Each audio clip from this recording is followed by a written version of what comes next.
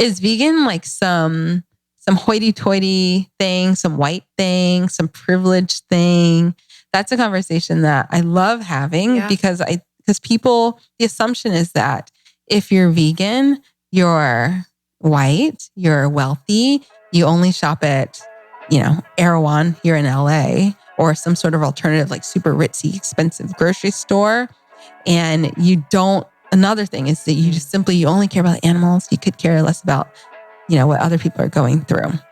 So why are you caring so much about animals when people are suffering? That's a conversation that I'm always having. And that's like constantly swirling around me too, as a Black vegan.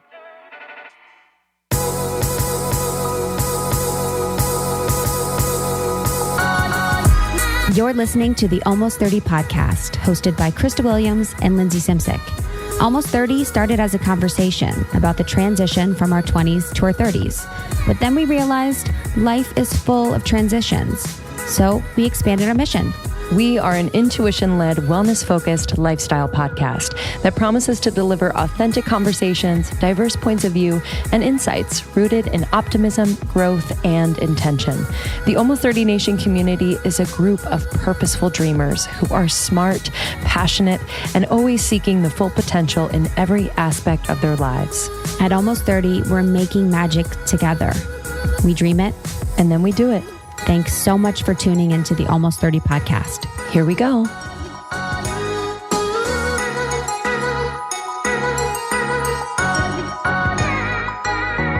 Okay, hi everyone. Welcome to Almost 30. It's Lindsay and Krista. It's where they mainly do holiday songs, and they go on to the news segment on SNL. I forget what it's called. And they welcome them. They're like, "Oh, great. You guys rehearsed this, right?" And they're like, yeah, we rehearsed it. Kristen Wiig is doing Kristen it, right? Wiig and Fred Armisen. They're incredible at that. So they'll go like, 1, 2, 1, 2, 3. And they're like, "We were going to grandmother's house." Dude, I've actually have seen that. They're literally, I'm like, that is incredible. It's so fun. And then like the guy hosting is like, "No, come on, guys." And they're like, "Oh, sorry." Like, okay. Like no, we got it.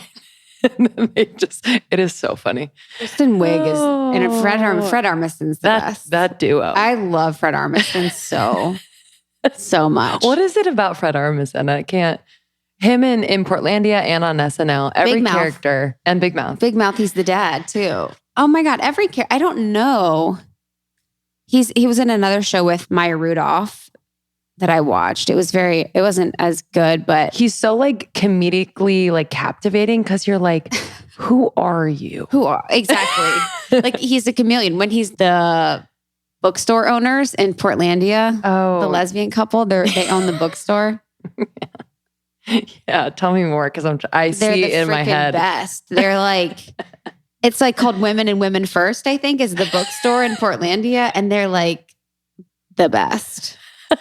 I'm gonna have to find it. Oh man, we're here in the studio. I'm bleeding everywhere, so I'm welcome. I'm sure a lot of you out there are probably bleeding with me because we're sisters now. Because one of us bleeds, we all bleed. But it's funny, at a lot of our events, they're like, that we talk about like their cycles. I know, it's so funny. I love it. And then I'm also like, let's stop saying that we're all on our moon together. Well, it just becomes like I don't know, just like, it's like, how close are you to the moon? It's like, oh, well, mine is usually around the full moon. So I actually like how in sync of the moon are you? Yes. I felt like, because I was like out of sync with the moon for a little bit or whatever. And I felt shame. I felt shame. Exactly. I was like, wait, so I'm not in sync with the moon. What does this mean? I was at this, I went to a sound bath last night, which usually is my jam. I was like, all right, I'm going to go alone, which I do about half the time. And I was so pumped. Then I get in there and we get papers. I'm like, okay. Oh no, homework? And she gives us pens. I'm like, okay. And then she's like, okay. And she does her spiel, like, love her. She's my favorite. I know her spiel by heart now. But she says it with such zest and enthusiasm every time. Like, I love that. Like it's the first time she sang it. So if you're new to a sound bath, it's pretty much the most relaxing thing you can ever do. What's happening here is binaural beats, which are balancing the left and right hemisphere of the brain, which is very deeply relaxing. It's putting you in the theta brainwave state. Goes on a dream. Every time I'm like, how are you doing this with such zeal? And we get the thing, and then I'm sitting there and she's kind of talking for a while. I'm like, okay. And I start to fill out my thing. She's like, oh, don't fill it out. I'm like, oh man. And then we fill it out and we have to share it with everyone in the room. Are you for real? That's what I do for my job. And I'm like, I'm trying to get more solitude. I'm also trying to chill. I'm trying to chill. Literally, people would, and too.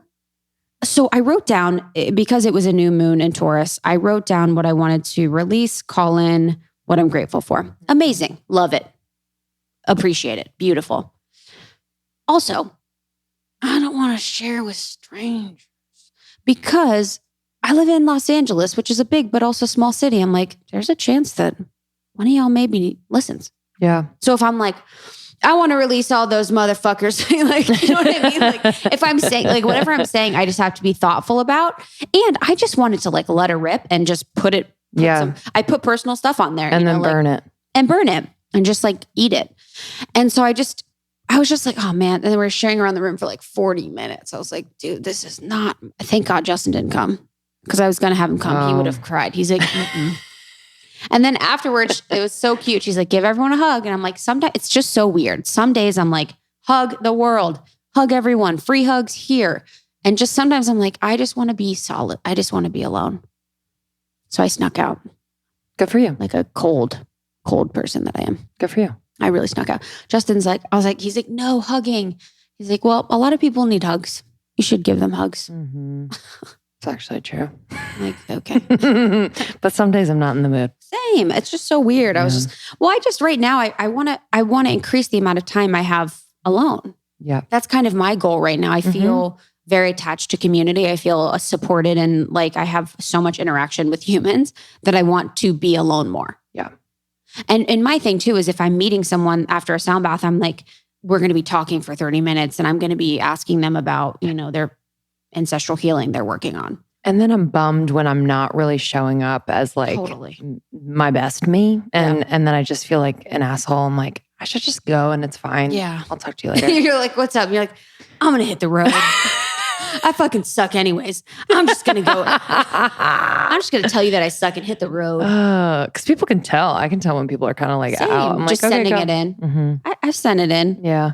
It was just a weird thing. I was like, this is such an interesting dynamic that's going on.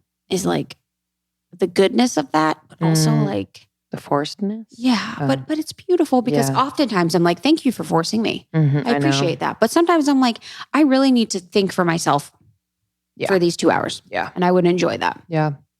But everyone's different. Everybody's got Come a to choice. my sound bath. No one talks. I went to church last night. Everyone, I'm going into the convent. You're officially holy. No. 2 churches in 1 week. I know, guys. It's interesting. Wow. But I'm kind of like loving not thinking about it too much. Because I we have a lot of friends who go to church on a regular basis. Do we? We do. Name 3.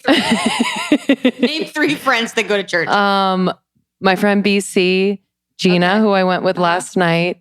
I have a feeling you'd be surprised how many fucking YouTubers were there last night, my dear. Okay. Actually, probably no. But that's, okay. Mm-hmm. It's like a weird thing where, because I was like, LA's such an interesting place. Yeah. You know what I mean? It's like, you have all of these creatives, these personalities, they're doing all these crazy, wild things, and many of them at once, and collaborating and not, and just kind of in the chaos of all of that.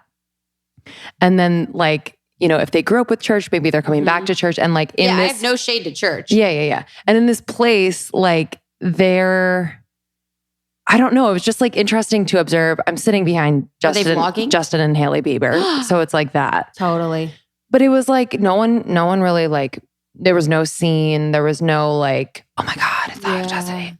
And they're front row center. It's like not. I wonder if their bodyguards were like on the side. No, it was just their friends. It was like Ryan Good of Drew House and like all those people, I guess. All of them had Hailee Bieber buns. All of them. As you do. It made me want to have a Hailee Bieber bun. You have a tight ass bun. Literally, I was like, how do I do that? And you have like Bella Hadid eyes. You're like, wow. Like, long ass fingers. I was like, fuck. Yo, her fingers. I was like, get me some of those. But it was really beautiful because it wasn't like, it's just nice because growing up in Catholic church, it was so like fucking strict and weird. And like you stand like straight and then you kneel and then you stand. It's and do all the things that they tell you to do. And this was like a 40-minute. Changed. Yeah. It needs to evolve. Exactly. Peace and love. It's beautiful. I love ritual. It could evolve. Totally. And this was just like 40 minutes. So Judah Smith is like the pastor of Church Home. 40 minutes of just like a conversation. It was about like releasing guilt and shame. And he's very funny. It was he's hilarious. It was very entertaining and also like pertinent and impactful. And then you sing for 10 minutes and you're done. Dude, did you sing? Oh, hell yeah. Fuck yeah. I'm so into Justin was so in it. Was he singing? Of course. Everyone was literally like ripping. It was really, really fun. I freaking love a good rip. And my friend BC was there. I didn't know he was going to be there. Does he go often? Yeah, I guess he goes all the time, but I didn't know he's going to be there. And I saw him. I was like, oh, this is what church is like. You see your friends. Dude, it was weird. You're like, I guess this is a community where people gather. Totally. I was like, do I belong here? Honestly. But it was kind of, you know what I did like, and I think our events are like this, our church, where you go there and you don't feel, because I went alone. I like met up with Gina. She was like 20 minutes late, but I just went alone and there was like hundreds of people there. And I was just like, whatever. And people were like, hey, what's up? Wow. And I was like, hey, what's your name? What's going on? You know, it wasn't weird and no one felt weird and everyone was just like automatically open because it's church. It was weird. I love that. I don't know. I like that. Yeah. I always think when I think of Hailee, I think of this Instagram story that she had, which is my favorite that I've ever seen. She said, hey guys, ask me a question. And it's where people just input in, whatever question they want to ask her. Mm-hmm. So someone gets 5 million questions. I know, poor thing. So someone asked Hailee Bieber, Halloween, yes or no? That's it. That's all she did. So she says, I'm a Christian. Do you have any idea what that means historically? It means I redefine everything in culture. Pagan feast of winter solstice? Oh, that's now Jesus' birthday. Pagan feast of spring planting? Oh, that's now Easter weekend. Pagan Celtic festival involving dressing up and warding off evil spirits? Oh, now it's All Saints Day. And we come and celebrate the victorious church that is overcome by the blood of lamb. Candy, please! and then this side says, wait. I'm not done. There's more. This is true. True or false? This is true. And then this side, this is the same image with her text. I'm not afraid of the world. I'm not afraid of any devil or demon or incarnation. They're terrified of me. Halloween is now my holiday, and I'm claiming all candy for the glory of God and celebration of saints. What now? I'll dress up however I like. My favorite characters, pop culture stuff, whatever. It's my party, and you're invited. I'm alive today and on state tomorrow. Give me candy. No joke. I think about this Instagram story. Holy shit. Twice a week. So you think she's like being funny, yeah? No. Oh my God. That's drop dead. I fucking love her. Someone like put it on Twitter and they're like, so Hailee's sane. Wow. She honestly seemed much more sane than what probably happened is people like Christians were like, hey, you don't celebrate Halloween if you're Christian. And she was like probably dressed up. And so now she's like, totally. Now she's like, no. The world is scared of me. Holy shit. How insane. I'm just like, what are the pagan holiday of da-da-da-da? It's like, that person is literally just like at work and they're like, oh, cool, Hailee Bieber. Oh, what's up? I wonder if she likes Halloween. Halloween. Yes or no? Whatever. And she's like, she like rips. The pagan holiday saints. She's like, candy, please. Literally, it's them like naked in their bed, just being like, 100%. I love fucking how Yorkies. The one paragraph ends with candy, please. And the next one is give me candy. That's what makes me think like she's fucking Oh, now it's All Saints Day and we celebrate the victorious church that has been overcome by the blood of lamb. You're like, yo, man, I just want to know if you're going to look slutty tomorrow or not. Should we be on the lookout for some slutty pics? Fuck. It's honestly the best. Dude, I was thinking about them like just because their phones were so close. I was like, holy shit. Yo. That has so much shit on it. I don't even know right now. I think about that a lot. Do you know what I mean? I'm like, whoa. That's like people's life. Whoa. It's their brain. Yeah. Yeah, it was wild times. So anyway. So keep up the church. Coming to you live. Coming to you live. We'll come to you live from church home next week. Literally. You're like, I am now apart. Well, we've got a church opportunity with Almost 30, 2 days. Oh my God. December 7th, baby. I could not be more excited. Saturday. It's actually a really good feeling to be excited about this show. Fuck yeah. It's going to be a blast just because it's LA. It's all our people. Yeah. It's our home. It's basically our last event on the West Coast of the year. We have one more after this. So it's going to feel like a coming home. Mm-hmm. And Shan Booty, sex, relationships. Yes. She's a performer. Nothing is off limits. And it's going to be so fun. We're going to have the audience ask some questions as well, hopefully. Yeah. You know, if they behave. Yeah, if you guys are good. And then we're going to have a special surprise. A very special surprise. Really excited. Mm-hmm. Mm-hmm. Yeah. Anyway. Nice. So you can get tickets at almost30podcast.com/tour. And left. Yeah, and buy some for your friends. Just make it a night. Because it's in a fun area like in Hollywood. So you can like grab dinner before or after, whatever. The show's at 7:30. Doors open at 6:30. Yeah. We'd love to see you. Or just come yourself. You'll make new friends. Guaranteed. Yeah, people always do. Cannot wait. Okay, so today's episode, we welcomed Jenné Claiborne, Sweet Potato Soul, into the studio. Sweet Pot Soul. That was so fun. She was a delight. I really could have hung out with her all day long. I have admired her work for a while. I just love, I'm vegan, plant-based. So I have gotten a lot of great recipes and tips from her. And it's been really beautiful to see her evolution, having a baby, getting married. She was on Black Girl and Om like a really long time ago, Lauren Ash's podcast, who's a friend of ours. And she is just such a great example of how you can really create a life that you love with your family, with what you really care about, and just make it a business and stay present and aligned. Yeah. And she talked about kind of like how she found healthy eating. Like everyone kind of has their own evolution there, but she really did not pay attention to the way food affects, you know, your health and your energy and all of that until college. And then from there, she's really never looked back. We talk about veganism. We talk about her pregnancy and pull back the curtain on building a business as an online brand. And we also talked about her wedding, like how she did her wedding on a budget. Yeah. Got her dressed on Poshmark. Come on. Yeah, she's a Poshmark babe, which inspired me. I know, same. I was like, how do you do that? Can I pay you to do that for me? Same. She had the cutest shoes on. I was like, this is great. I know. It's good for the earth. Also, lastly, Miami. So we have Miami, December 12th. Please come. Nikki Novo, she's an amazing intuitive and she's so sweet. So we're going to be talking about tapping into your intuition, which will help you live more fully in all areas of your life. And Your Podcast Pro is relaunching in January. We were just talking about it today. Get ready. It's going to be insane. If you want to grow, monetize, or brand your podcast, we have 3 courses that we've created for you. There's hours and hours of digital content, downloadables. We hold your hand all through the way. And there's also a Podcast Pro workshop happening in January. So for all you LA-based people, West Coast, or if you want to fly out, we have a full day intensive workshop that will take you from idea to launch and give you all the tools if you want to build a business. So that's more like a boot camp in person. And then we have all the digital offerings available online. Yeah, we're really proud of this. It's an incredible resource. So yeah. Get ready. All right. Thanks. Ready. Thanks so much for listening. As always, if you feel called to write a review on Apple Podcasts, that means so much to us. And we read every single one of them. So thank you. We'll read one on the other side of this episode.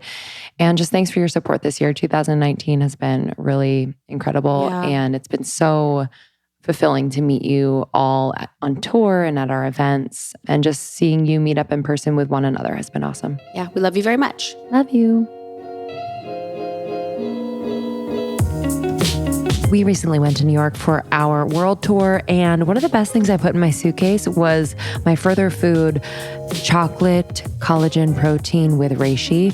I would use this with hot water or nut milk before bed. It's like a hot chocolate, y'all. And their reishi is just an adaptogenic mushroom that just calms me the hell out. And we needed it being in New York. And I just loved it. And let me tell you this, I used it so much, I ran out the last 4 days that we were there. And I noticed a difference. Didn't have collagen for 4 days, noticed a difference in my skin. It's truly making a difference. My skin, my hair, my nails, my joints. I feel better. I'm not in as much pain, whether it's hips or knees. Loving it. And we love Further Food because 100% women owned and operated. Yes. Hell yes. And they create whole food supplements.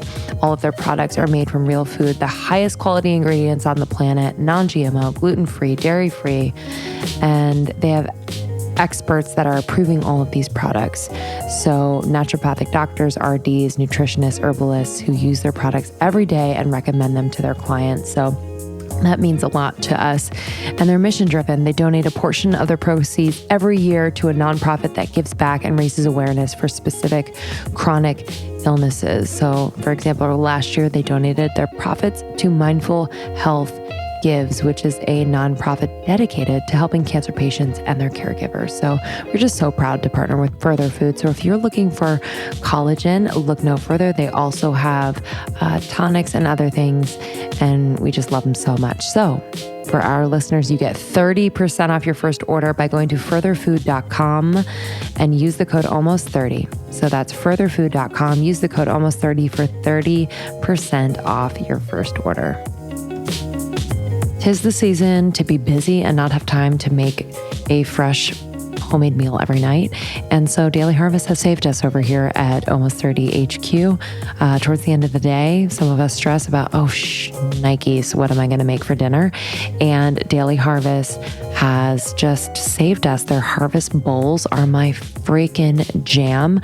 One of my favorites right now is the beet and avocado poke. I also adore the butternut squash and chimichurri. It's super creamy and delicious. They also have smoothies. They have soups. They have oat bowls. They have chia bowls, lattes.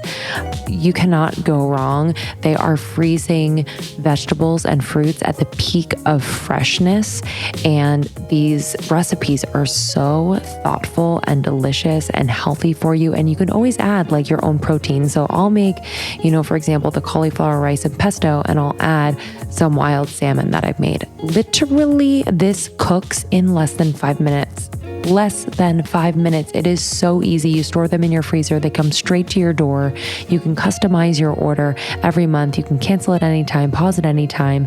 I adore Daily Harvest. So if you'd like to try, especially at this time of year, and as we enter the new year, reset, feeling good, feeling healthy, I highly recommend. So visit dailyharvest.com and use the code almost30 for $25 off your first box. That's promo code almost30 at dailyharvest.com, and you get $25 off your first box.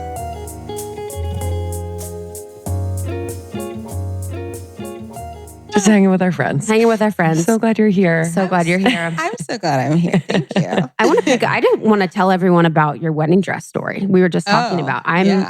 That's inspiring because really inspiring to me. I am nowhere near getting married, but I think about it a lot. Yeah. I'm I wonder what my vibe is going to be in terms of am I just going to want to keep it simple, save a lot of money, or am I going to be a little disaster rolling through, spending too much money? And I just love these stories because it just reminds me what is important about that day. Right, exactly. And you so could still, too. Yeah. So I'd love for you to share that story. Okay. So I was telling them I bought my wedding dress, which I love, and I still have in my closet, from Poshmark for $240. I spent $160 on alterations, and it was amazing. And, I spent so much time and effort looking for that dress on Poshmark specifically. I did go to the stores. I went dress shopping with my mom one day, and she was not interested, by the way. Your mom wasn't? No. I was like, why are we here? Yo. She was just on her phone the whole time. Yo. Really? I think about this stuff, I could see my mom doing that. I would be like, oh. Yeah. And I only did it for literally her. Tears in my eyes. I'd be like, this is it. And she'd be like, She'd be like, do you want me to tell you the truth or no? Honestly. She'd be like, well, it's not my wedding. Yeah. That would be that thing. Well, it's not my day. My mom was like, our taste is totally different. So of course, everything she wants is like, actually, why don't you try that on? Yeah, you're like, no. That has like a hood on it. Like, I don't want to be so covered. My mom's the opposite. My mom's like, skin. No. More skin. Yes. My mom, for my wedding, she wore like a really short dress. My mom love was it. super sexy. Super I'm obsessed with that. And I'm like, oh, no, let me cover up a little. Yeah, of course, because I'm her daughter, right? I need a shawl. Totally. You want the opposite. You're like, I don't like this. No, it's just too much. We went to this wedding recently and it was in a very nice area of California. And the mom was very affluent. It was an affluent family. Honestly, she walked down the aisle like she was on the last season of America's Next Top Model, and this was the final walk. It was like she was pointing at people. They were cheering. Really? The mom had like this sparkly, flowy gown. Like it was insane. I was like, oh wow. She's like, this is my day. It was her waiting day. for this. She was like, she got a bunch of work done for it. She was like all ready for it. Oh my God, that mom. Okay. I know. My mom is like sexy and all that, but she's shy at the same time. So she the best kind of sexy. looks like, she dresses like she wants attention and she's beautiful and everything, but she's shy. It's so weird. It's so weird. Are your parents married? Or? No. Okay. No. She's single? Yeah. That's probably attractive to a guy. Yeah. To be sexy and then shy. It's like, oh. Yeah. What? What? Oh, me? I know. Hi. Are you looking? During the wedding, she was with the guy, and I was like, "Please don't bring him, mommy. Please don't bring him." I didn't like him, and she did. She brought him. I mean, what are you gonna do? Back and forth. I'm like, oh, you know what? I realized I was just being too much. I'm her only child. I'm spoiled. Used to getting my way from my parents, and she convinced me she should bring him. She also, I had to invite other people from her guest list. It was a tiny wedding, 50 people. That's it. Wow. But my mom and my parents paid for the wedding, so of course I had to, let them bring who they wanted to bring, which was great. It was fine, but I can't wait for that to happen. Then I'm like walking around being like, who are you? No. Hi. Hi, I'm so sorry. Right. I'm so sorry. You know why you're here and I know why you're here. Thanks for the gift. Free name tags. That's what they want. They will get on the airplane for free dinner and free drinks. Yo, that's the damn. Right? I've said it once, I'll say it again. If I look out at a single face when I'm walking down the aisle and I don't know that person, I'm out. Yeah. No one's getting a date. No parents are bringing any one of their friends. Yes. I will pay for every dollar so I have complete control of everyone. Ooh, yes. Not to be crazy, but like I just don't want.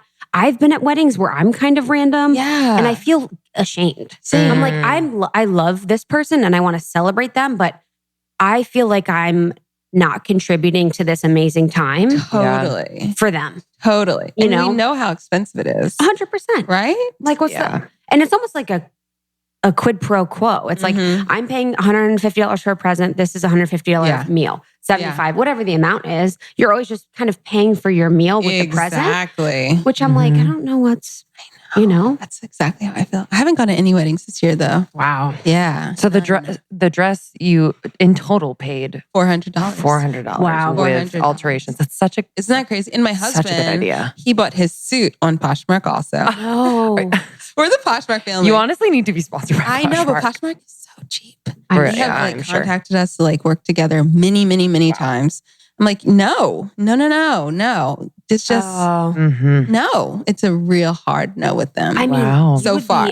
You would be a commercial. I know. Yeah. And I'm a wedding always, dress and a tux. Right. Look at my shoes I got on now. Now y'all can't see listening, but I love these cute. shoes. So New cute. shoes. Pointing toe flat, metallic. What? Right? What? These I got on Poshmark. So I don't shop fast fashion. I shop on Poshmark, all used stuff, right?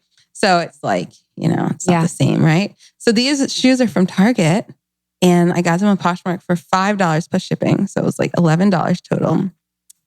And I love them. Wow. I shop on there so much. And that like we Is shipping fast, by the way? It's so fast. Okay. And I'm used to Amazon, right? Yeah. It's not Amazon, of course, but it is fast. These people don't play. Like I couldn't sell on Amazon or on Poshmark because I would get the low reviews because I'm not that fast. But these people, it's like their job, I think. Yeah, they're like constantly changing over their closet. And like, why is there turmeric all over this? I know that wasn't pictured. That made me, I know. And now I have a baby, just like this kind of smells. What have you done about baby clothes? Well, I'm trying my hardest to not buy her anything. Wow. Because people are sending us stuff. You're just wrapping her in old napkins. I'm just right. Exactly. I mean, it's a lot they easier. Won't know. She dirties it up anyway, right? So our registry, I was slightly adamant about just, having our family and friends give us used things for baby clothes, because it's like they grow out of that so fast, right? Why do we need all new? But my mother-in-law was like, Jenné, you're crazy. Everybody wants to buy you stuff. Make a registry. So I put together this registry with her help. Like 99% of it was her, thankfully, because it would not have happened without her. And yeah, I let people buy baby clothes, and we still have things that she can't even fit that was on the registry. People bought clothes up to like, I think 18 months or something. Wow. And of course, the grandparents are constantly sending clothes. So I think I've bought her. I went to a friend of mine is a stylist, and she had like a garage sale with all her amazing clothes. Wow. I bought a bunch of stuff for myself, but she has a 2-year-old daughter. So I was like, can you bring out any kids' clothes? So she brought out a huge box of kids' stuff for me. And I bought $25 worth of things from her, which is like 20 things. Wow. A lot of stuff. Some of it she hasn't even worn yet because it's just, I went overboard. And then I remember I also, when we were in Santa Barbara, I bought her a dress from a baby consignment store, but that's literally all I've bought her as far as clothing. Because we just have so much. That. I love how people like on the list, they're like, yeah, I just need, I just need those, what are the burpee cloths. And I just need really basics. And they're like, well, I think this baby cowboy suit is really cute. Yeah, literally. So I want to get you this. It just goes rogue very They just like get costumes they want to see kids in. Exactly. They're like, just send me a photo with the baby in that. Yeah, I got this baby lobster costume that I think would look really good. Oh my gosh. I'm so excited about Halloween. I mean, for her, I never even dress up. That was like my mom's bread and butter. Wow. Yes. What were you guys? Were you guys anything together as 4 kids? No, we all wanted to be different things. Yeah. My mom made like a strawberry costume one year. I was like a big strawberry. Oh, that's so I was cute. the Pillsbury Doughboy. I love I was.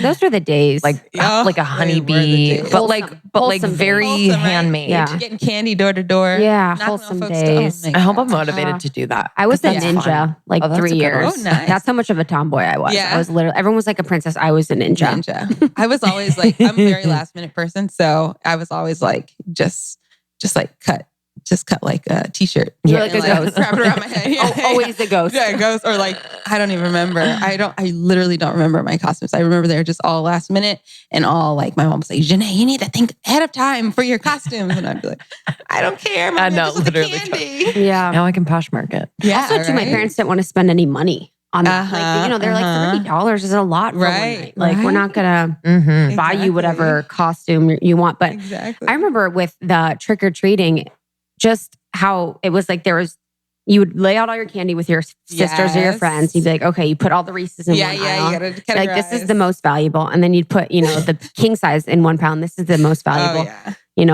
Everything had like a currency. It was like the shitty candy went in one pile and like... Then you took it to school the next day, right? To trade. Yes, you would trade. You had to do that. And it was really just like a way to like establish a system for you to have all this like good candy. You wouldn't eat it all. No, not at once. I would never eat it all. Like, it's still probably in my mom's house. Because I was like, I'm not eating this.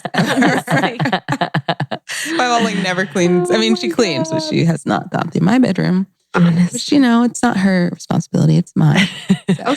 My mom, we sold the house when my parents divorced, and then we were living around the town, but it's like I don't exist. There's like no room or anything for me. Yeah. Where are you from? Ohio. Oh, wow. Yeah, a small town in Ohio. Yeah. There's maybe photos, but it's like nothing. That's so crazy that your room like exists as is. Yeah. All my journals are underneath the bed. Oh, wow. I have a that's sweet. What's it called? Like a box. The like a memory box? No, not scrapbook safe. A safe, thank you. Oh, wow. No scrapbook, a safe with journals in there that I don't want my mom to read. And I have the key hidden. I remember where it's hidden. I mean, I go home like 3 times a year. So you I need to know. bust that out and laugh. I know. That's I'm very nervous. important that you do that. That's a cool thing to share on Instagram, I think. Oh, like yeah, just like should. little snippets. Yes. You're right. That's I'm gonna do that next or time on I'm home. your YouTube channel for That would be sure. fun. You and your husband would die laughing. You're right. Well, I've had him like years ago read through some of my old journals, and he does like the most funny voices. It's hilarious. I love him too. We gotta record him to do that. That could be a whole podcast. Yes, just so right there. funny. Yes. Oh I mean, my him God. reading your journal in a funny voice. Yeah. There's nothing We're better. gonna do that. There's nothing I better. needed this inspiration. Thank you. No, I got you. So wait, you grew up in In Atlanta. Atlanta. Mhm. What was that like? In the suburbs I haven't of- been to Atlanta. Oh, really? Yeah, no. Atlanta's great. I It's grew up in great. the suburbs. What suburb? Alpharetta. Yeah. It's funny though. This is kind of, I mean, they can't come after me now. Statute of limitations. But I never lived in Alpharetta. I went to Montessori school there. And my mom, she was just so impressed with the school system in Alpharetta. It's like the best school system in Georgia, I think. Wow. At least it was when I was a kid. And so we used someone else's address for me to go to school from. So I went to Montessori up until first grade. Wow. And first grade until the day I graduated, I used someone else's address to go to school. And it was one of my friends' addresses too. So it was like, I mean, nowadays, I don't think that would. Did she tell the friend? Yeah, she knew. Oh, she knew. okay. She kept the secret I the love whole that. time. Yeah, I love it. I would Her share whole with family, someone. we all kept it. For sure. I Yeah. would do that for anyone. It was amazing because we're not clearly not related, different last names, but all the school stuff for the whole entire time I was in school went to her house. Wow. It was, yeah. And I even like transferred schools. I went to 2 different high schools and used that address and Genius. yeah. So I grew up in Alpharetta, but I actually never lived in Alpharetta. Yeah. I always lived in Gwinnett County. Mhm. It's like Norcross, and my mom now lives in a town called Suwanee, Georgia, which is Cool. seems like it's popping now. Really? My mom is single, right? I said that, and she is like ready to mingle. Mhm. So there's a little town square, and they've got this place called Tequila Mama, which is like wow. popping to her, not to me. Popping. She's like, Jenné, you need to go. You and Max need to, when you're here, we were there last month. You need to go to Tequila Mama. They have amazing parties there. They got a DJ. It's amazing. They got like all these drinks. So we go there, not at night. We went there with the baby during the day. And it's like, it's really funny, like that way of life. Like she doesn't have to go to the city anymore. Yeah. She just goes to the town square, goes to Tequila Mama. They have like movies out in the lawn. And they know each other. It's Like, like I'm a sure small people know town. each other. Yeah, they all know each other. She's dating a real estate agent. Oh, Now, good one. he knows everybody, Uh-huh. right? Good one. It's so cute. What's it like kind of seeing your mom date and kind I've of like come always- into that? Okay, so the thing is, my mom, my parents they split up when I was really little, like 4 maybe. I think I was 4. So they were never together. My mom, my whole life has been dating. She was married for a short amount of time when I was 11. But she's always been dating. It's weirder when she's not dating and like when she was married. Mhm. So I'm totally used to it. And like all the different people. And now that she's older, for some reason, she's dating like extreme characters. To me. Because when I was a kid, She's maybe real bored. Yeah, exactly. She's like, spice up my life. right? Some crazy person. Someone that's shy though probably attracts that Yeah, exactly. in a way that the person really sees that person. They're like, I feel Yes. like I can Yes, exactly. really express myself. There's the balance, I guess. Yeah. Totally. And the man who's, like I said, the real estate agent now, he knows everyone. So he's like very, Mm-hmm. and my mom, she's fun, right? But she's still kind of shy. It's a nice, balance of personality with them. I've never met him. I just hear about this. Oh yeah. And I've seen her date Feel so it. many other people. So I think I understand how it goes. And your dad? And my dad, he's married now so he's married for the second time. My current stepmom, amazing. She's so sweet. They've been together like 10 years now. They got married 3 years ago. So sweet. She's like super intelligent. She reads all these books. She's so easy to talk to, so understanding, so like intuitive. It's amazing. Oh, I bet she would love to hear you say that. I'm not used to that. Yeah. My mom is not like that at all. Yeah. And my Yeah. I don't really have anyone in my like blood family, biological family who's like that. So That's so cool. Yeah. Very thoughtful. Oh, God. Really sweet. My grandmother's kind of like that. She's so sweet. Yeah. But my stepmom is just like, she's like someone I feel like someone I would have met like, just like in my travels. Yeah. Just like as an adult. Isn't that funny how life works like that? Where like divorce does feel like, such a heartbreak, and it is. Yeah. But then like the rearrangement and who they meet and who they're with, and then it like fills something in you. Right. And like creates a relationship that you never would have had. Beautiful. It's really cool. I'm lucky though, because when my parents split, I was so little, I didn't know. I didn't have to go through any like, that feeling of divorce when your parents divorce when you're older. To me, like them being you're apart has always been normal. So it's made it a lot easier. Yeah. Yeah. I think it's funny. I think both ways, because my parents divorced when I was like, right when I went to college. I think when I was, how old are you when you go to college? 18. Yeah. And I think they stayed married for a few years longer to wait. Yeah. Which is very kind. But I think that it was nice because I had them together for the time. It's not like it was healthy or it was good. There was a lot of things going on, but it was nice that I had the experience of my childhood with them together. You know what I mean? Absolutely. It's funny, when I was little, I remember all my friends around me were divorced, had divorced parents. Yeah. And I always be like, yeah, mine are still together. They're like, that's wild. Like, little do you know. And even now it's weird to be like, yeah, they're divorced. Because it's like, it's in my idea and perception that they're together. Oh, wow. That's what I remember. Right. Until you were 18. Until my 18. Like they were married for 33 years. Wow. Crazy. That is a long time. Yeah. Wow. And then, so where did the vegan journey start? Because I know that's such a big part of you and everything you do. It started, it starts way back. It's funny though. So I remember my dad, he was raised vegan, crazy, but he was raised in a religious community called the Hebrew Israelites. And they're sort of like, if you think of the Nation of Islam for, Black people in the United States, sort of like that with Judaism. And there are different, you might hear of like the Hebrews. There are different like groups within the Hebrew umbrella, but they're all like these sort of, Black groups.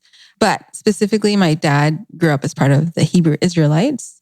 These people are all vegan. They read the Old Testament very, very literally.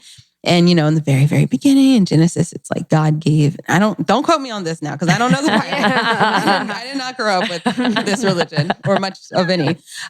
We'll forward those emails to you. Yeah, right. So God, gave you the fruit of the trees, whatever. And so to them, that means you are supposed to only eat plants and avoid eating all animal products. So my dad grew up like that.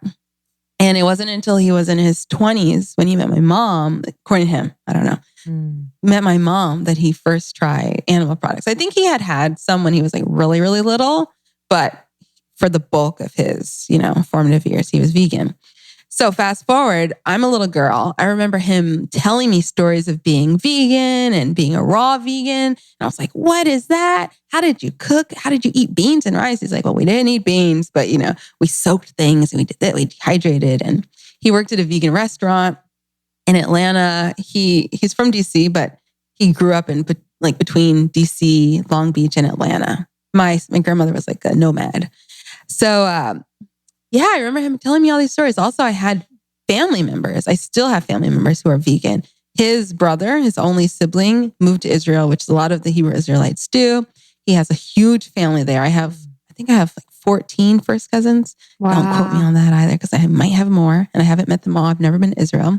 All vegan, all raised vegan. Most of them, all but 2 or 3 live here. So I had like other family members in the United States who are vegan growing up. So I always was surrounded by vegans. However, I kid you not, I never once considered being vegan if you were not part of that religious group. I never once. I didn't know anybody would be vegan if they weren't a Hebrew Israelite. Until I went to New York. I moved to New York. I went to school for acting. I moved to New York to pursue that. I got a job as a vegetarian at a vegan restaurant. And that was the very first time I met a vegan. Wait, you got a job as a vegetarian? Yeah, I was a vegetarian though. I was already on my path, because so growing up, one thing, so my dad, he'd eat chicken and fish, not really fish, but he would eat chicken. And my mom, same. We never ate red meat. I've never had red meat. It was like strictly forbidden. And dairy was like allergic to dairy. So I'd have like, sometimes I have ice cream and I have pizza. It's pretty allergic. So, I was already like, I would say I was plant-based, raised plant-based. I was raised like eating in a typical 90s way. Like but I was Dunkaroos and shit. Yeah. Fruit roll-ups, Pop-Tarts, those are vegan. Yeah. I don't know about fruit rolls. I know Pop-Tarts are vegan. Really? Yes, girl. I was just at Walmart with my grandma. And I'm like, let's get these. They're vegan. I Wow. The s'mores one? I don't know if all of them are vegan. That one might not be. Love the strawberry. Ooh, strawberry. I love the strawberry too. I love when you like break it. It's like, oof.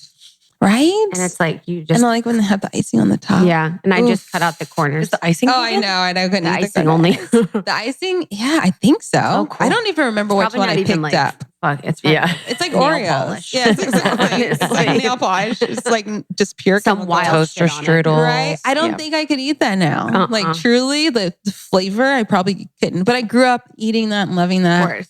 And my grandmother, she always cooks like soul food, but it was always very plant-based. We'd eat tons of greens, tons of beans, tons of grains, and sweet potatoes, of course.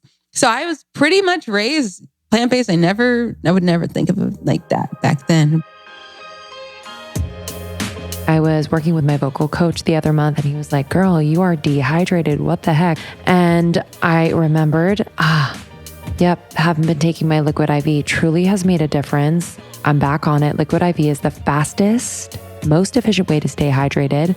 They say like, just drink more water, but liquid IV hydrates you 2 to 3 times faster and more efficiently than water alone, with added bonus of vitamin C, B3, B5, B6, B12. So it's really, really incredible for hydrating, to prevent jet lag and headaches when traveling. This is TSA friendly. And believe it or not, in the winter times, we're in wintertime now, we get more dehydrated in winter months. The cold weather tends to make us more likely to miss the signs of dehydration and less likely to keep refilling our water bottles. So this is super important. Liquid IV products utilize cellular transport technology, a specific ratio of glucose, which is pure sugar cane, and sodium, which is mined salt, and potassium. And mixed with 16 ounces of water, this helps your body absorb more of the water and nutrients you drink directly into your bloodstream. Super important. This will fuel your workouts, help prevent muscle fatigue, healthy post-workout recovery. You need this. Truly, it's changed the game for me.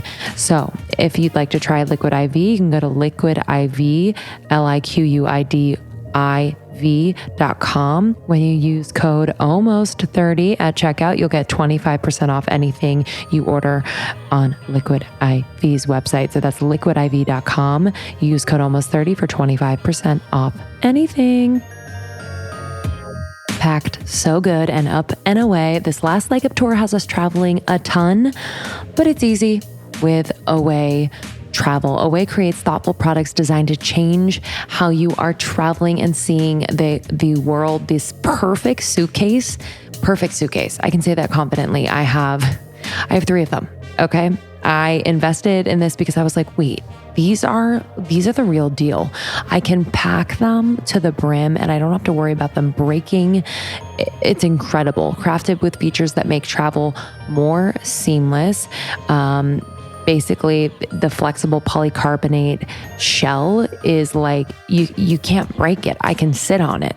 A sumo wrestler could sit on it. It's incredible. And the wheels are awesome because they can just like go in any direction, 360 spinner wheels. It's a smooth ride, guaranteed. Also, it has an optional ejectable battery to keep your phone charged. This is really important. People are not charging their phones. This is an issue. So this battery ensures that you have your phone charged at all times when it's important. It also has a laundry bag. It's just an incredible suitcase. And I have, for example, the big carry-on as well as the medium. So I was all set in Australia. I packed everything I needed. It was perfect. And I just love Away also because they come in amazing colors. There's 16 different colors to choose from. And they also give you a little magic eraser. So if it scuffs or something, because sometimes it scuffs when it's like, you check your bag and you just take off the scuffs with the magic eraser. So thoughtful. If you'd like to try Away, we can't recommend enough. Your girls love to travel, and this has made it just so easy. You can get $20 off a suitcase when you visit awaytravel.com/almost30 and use the promo code almost30 during checkout. That's awaytravel.com/almost30. Use the promo code almost30 during checkout for $20 off a suitcase.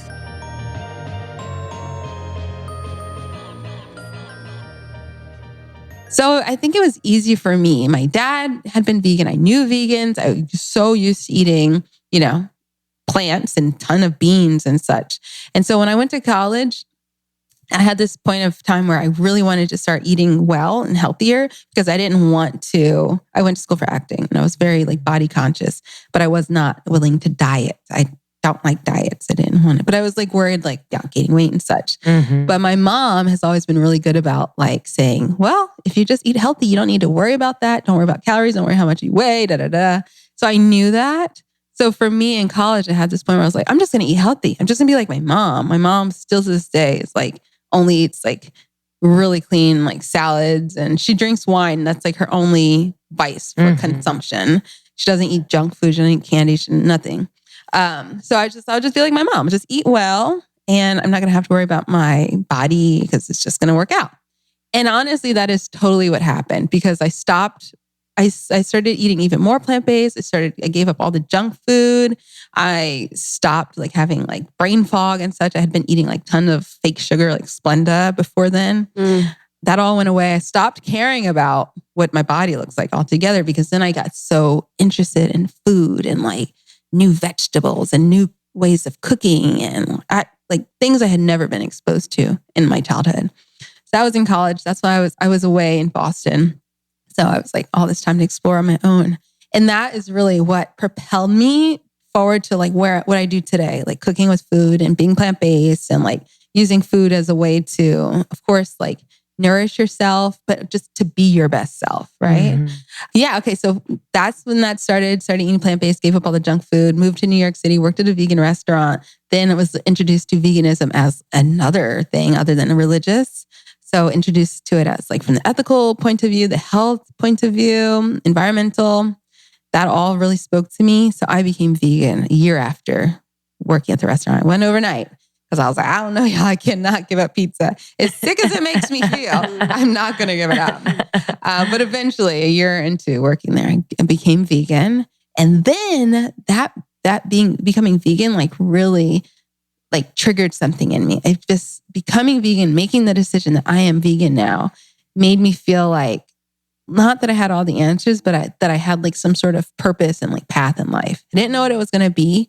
But I felt I have something to pursue now. I'm going to help other people discover this thing that I've discovered. Like I said before, using food to make you feel good and to improve your life and for whatever, for whatever improvement you need, whether it's health issues or just a lot of people, for me included, I felt very guilty about eating animal products, especially eating them and working at a vegan restaurant. I felt so guilty. So helping people align with their values in life also. So fast forward, I do this now. I was a private chef in New York for many years. That was my first, rendition of being a professional vegan.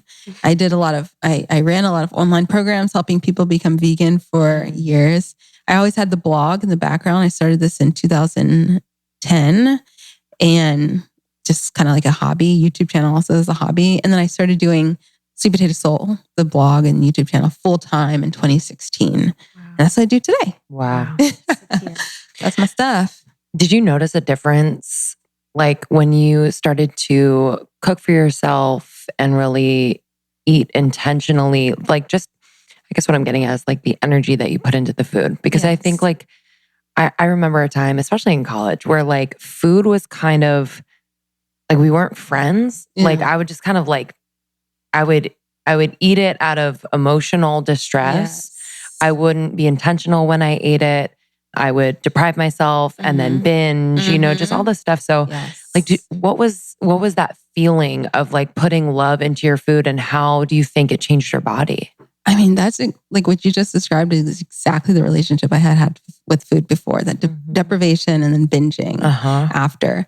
And then like the guilt around all of that. So when I started like this whole, I really think I'm really grateful for my mom for never having, she was always kind of like weird about her body, but she never, which, obviously reflects upon with, me too, but she was never a dieter. And she always looked at it like it was, what I have to do is I just need to eat better.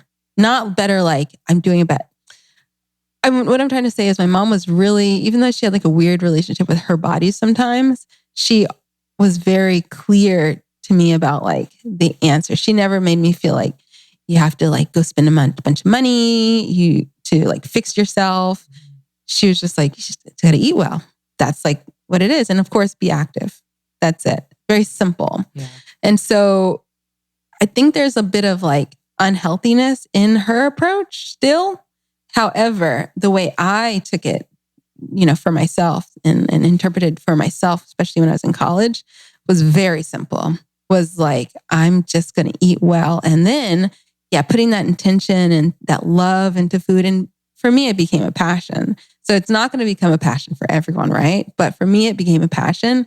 So of course, like my body shifted because I'm eating better, right? I'm also not putting so much stress into my body. Like the emotional stress of worrying about your food and feeling guilty about your food and your body is enormous. That might be worse than eating junk food. I don't know, but we all know that how terrible stress is for us. Mm. So for me, yes, it becoming a passion and like giving me some sort of like direction and, knowing how. I felt like I always knew how to eat. I never felt like I needed to figure that part out. Yeah. So that's the part that I thank my mom for. Mm. Yeah. When you were on this path to be in it with acting, and then you're like, and then this came along, like, were you, like, I guess I'm trying to get at your path to creating a business. Were you ever really trying to act? And like, how did you feel about having this come up in your life when you were trying to act in New York? I was done with acting. By the time Where'd you go to college? At BU. I went to BC. Did you really? Yeah. Oh, wow. Yeah, BU is such a great program. It is. Intense. Yeah. What did you study? I studied theater and English as well. Wow. And it was great. It was also intense in a different way, but I loved it. Oh, I did too. I loved it. I loved it. It's within the container of college and high school. Like you can really, because you're playing roles that you would never play in the professional world. You're given opportunities to just be creative in that way. But yeah, I mean, I went to New York after as well. And yeah, it's not as romantic. No. See, that was my whole experience. So romantic in school. The exploration of self and like character. It's just so much fun. I feel so blessed to have even experienced that. Truly. In a conservatory program, it was just great. And then you move to New York and you actually have to go for auditions for silly stuff. And that's like not challenging, not interesting.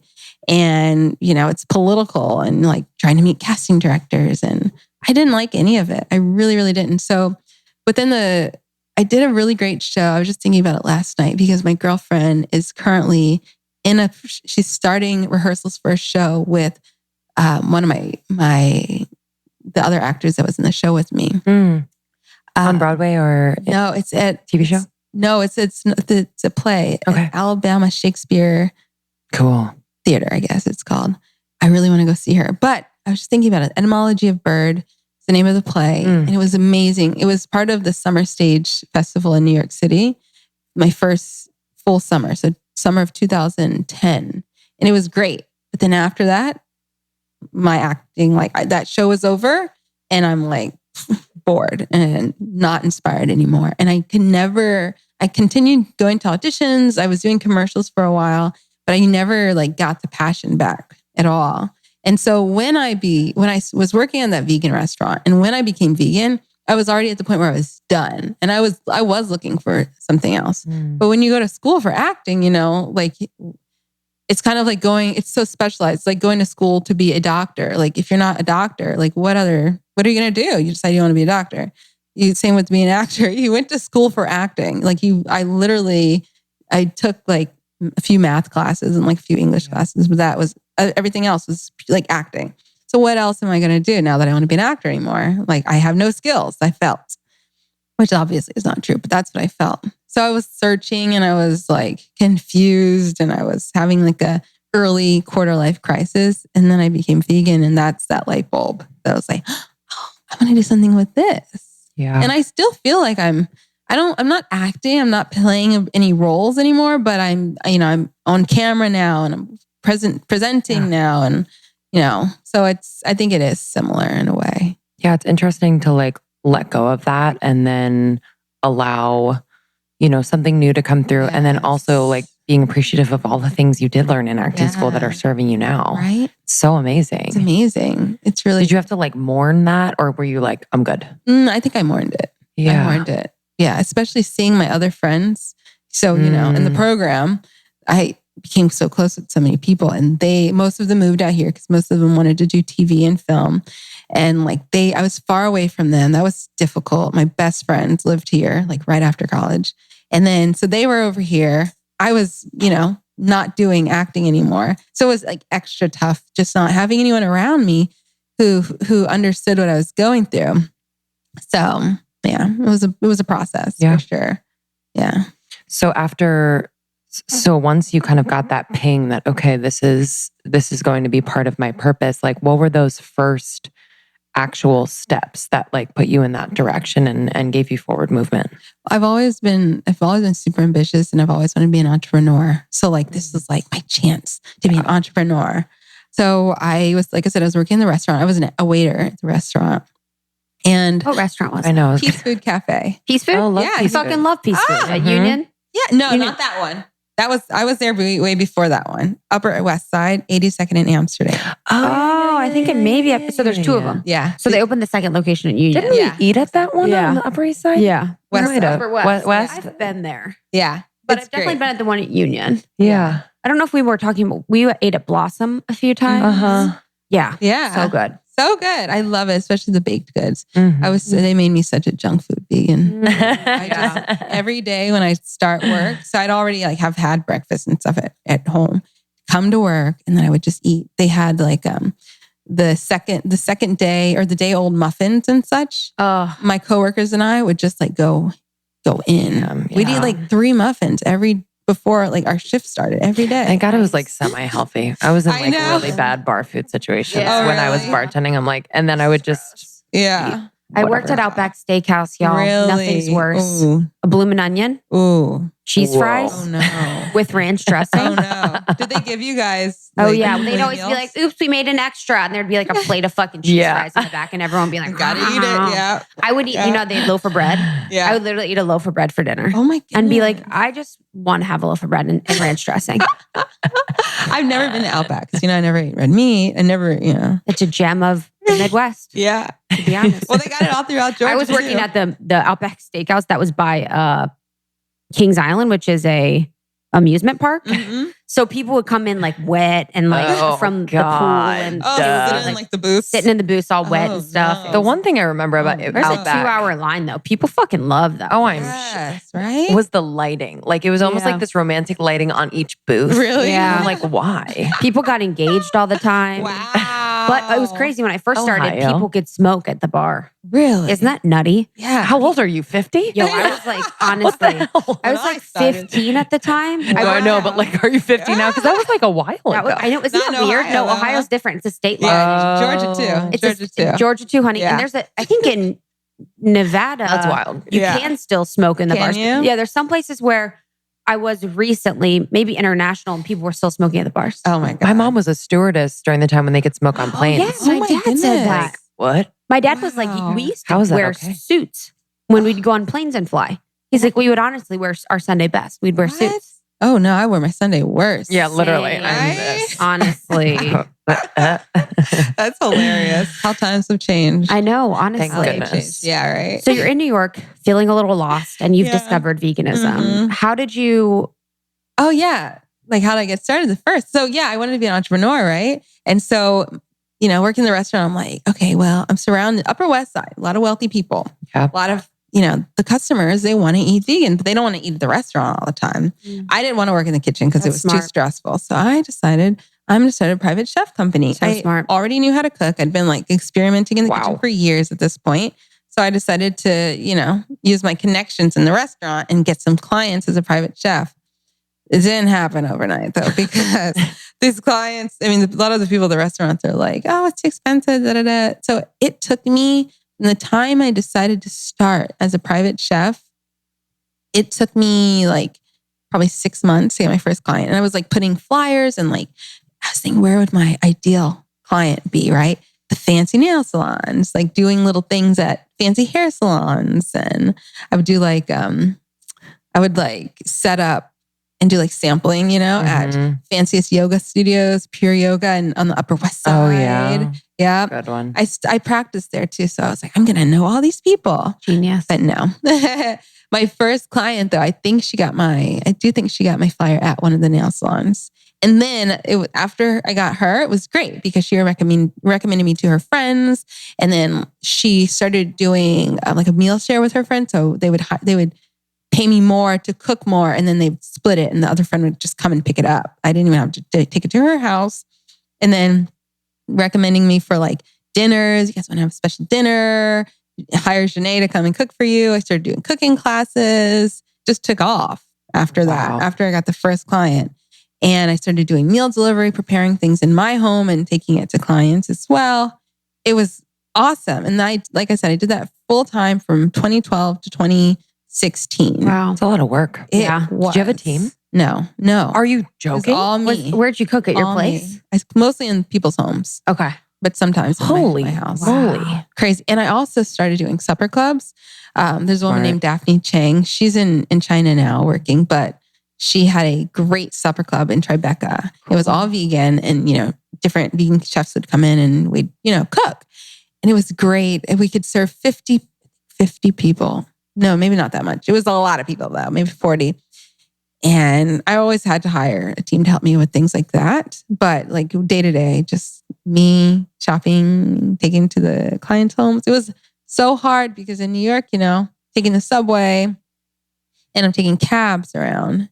And it was just like, running around town. And I was really young though. I started it when I was 24. So at least I was like, had a lot of energy and like my body was like, okay with that.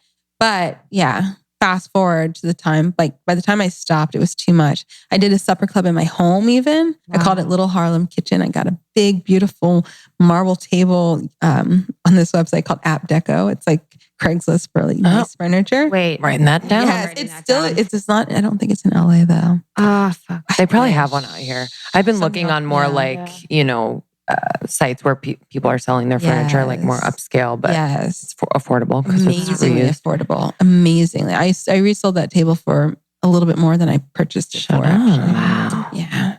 Cool. I did the supper clubs in my house. I was also doing online programs too. So I would create online programs. Were people doing this at the time when you were doing it? Or were you how did you get these ideas to do these things? I went to IIN, Integrated Nutrition. Yeah. And when I did that program, they talk to you. They have like the business coaching stuff. I was never good at doing the one-on-one coaching. I may have been like good at it, okay at it, but I was never good at getting clients doing that. So I just like figured, well, if I do an online program, I wasn't the only person doing online programs, but I was probably, there weren't that many vegan ones at the time. Online programs back then, there were a lot of like business things, like learn how to market. Like that. And so I figured, I'll just do one to teach you how to be vegan, not to make money, but to eat vegan, right? So I did another program that I heard about through IIN called Holistic MBA. And it's these amazing women, they're business coaches, and they have like these online business coaching programs. I did one of their programs and I learned how to like put it together and how to market and how to like build my list.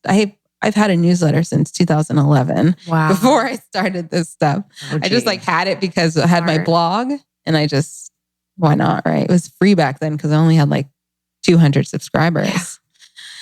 That's expensive. MailChimp? Do you have MailChimp? Yeah, I have MailChimp. It's ridiculous. It's so expensive. We get like a new email every day that's like, your pricing structure's changed. I'm like, I know. That's like the little things with, no complaints, but that's the little things with running a business that you don't think about. Dropbox, expenses, Google storage, Google storage, admin, right? Just to have your Dropbox, email. Just to have your email with Google. Mm-hmm. Yeah, all these little things. We spend like $500 a month in fees for stuff like that. Websites, everything like that. Yeah. Maybe more. Yeah, exactly. Right. Maybe even more. Yeah. All the backup stuff. Yep. My WordPress site. And then in the end of the year, just having to hire people to fix stuff, especially on WordPress, it's just outrageous because they always start at least $500 to do something. And then usually it takes an hour. Yeah. But it's work. Gotta do what you gotta write do. it off. It's fine. It's fine. Were you educating yourself or reading a lot about veganism too? Yes, the whole time. What are some of your favorites? Well, the first thing I actually read when I became vegan was The Veganist by Kathy Freston. I've never heard. She is great. She's like a self-help author. Ooh. And I'm not sure if The Veganist was her first vegan book, but it was like the first explicitly that I know of.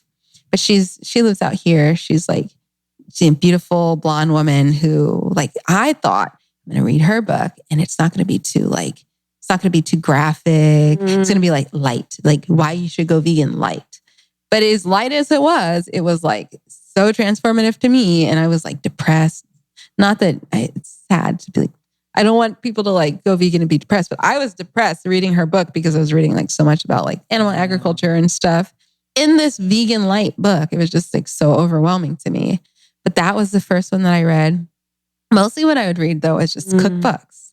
And I was learning really about flavor combinations and how to cook vegan, how to make. I used to experiment so much more in the kitchen when I was cooking for people. And I would just, go get cookbooks and today I'm going to make Korean scallion pancakes or things like that, which I don't do any of that anymore.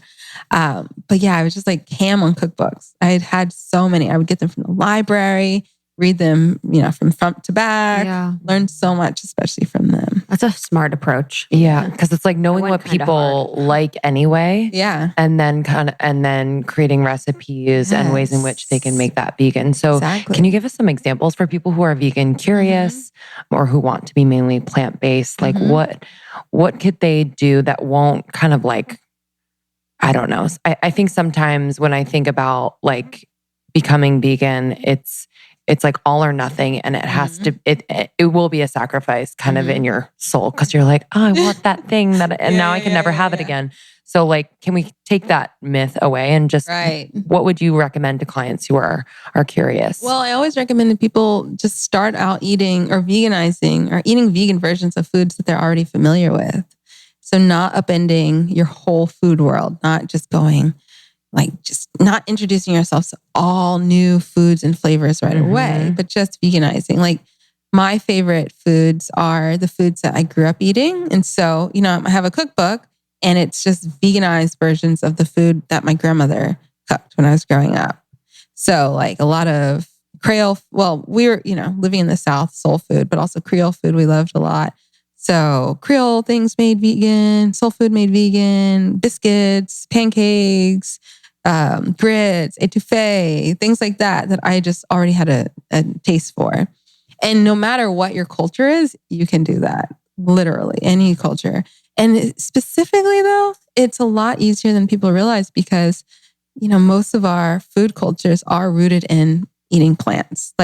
If you're a vegan, especially back in the day before we had all these vegan restaurants, if I wanted a good meal and I wanted vegan options, I would go to an ethnic restaurant.